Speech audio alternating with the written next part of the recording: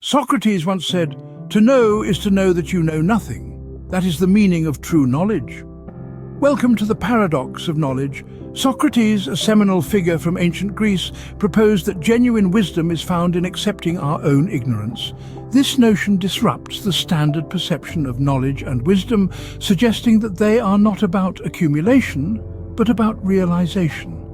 Thus, according to Socrates, the first step to gaining wisdom is acknowledging our own ignorance.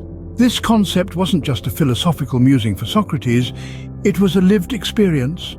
The Oracle of Delphi, revered for her prophetic wisdom, declared Socrates the wisest man in Athens. Not because he was an omniscient sage, but because he alone was aware of his own ignorance.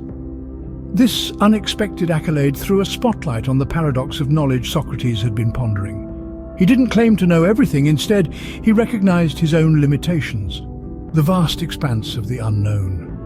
This humbling episode reinforced his philosophy, showing us the practical implications of acknowledging our own ignorance.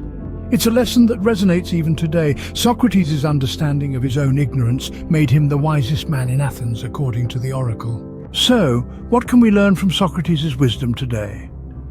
Well, it teaches us the value of humility in our quest for knowledge. Recognizing our own ignorance is not a sign of weakness, but a strength that opens the door to continuous learning. It's like a blank canvas, ready to be filled with a spectrum of knowledge and understanding. This philosophy encourages us to question, to explore, and to learn. It discourages the arrogance of certainty, reminding us that there is always more to discover. It pushes us to remain curious, to keep asking questions, to never stop learning. In the end, the truest form of wisdom, as Socrates taught us, is in knowing that we know nothing.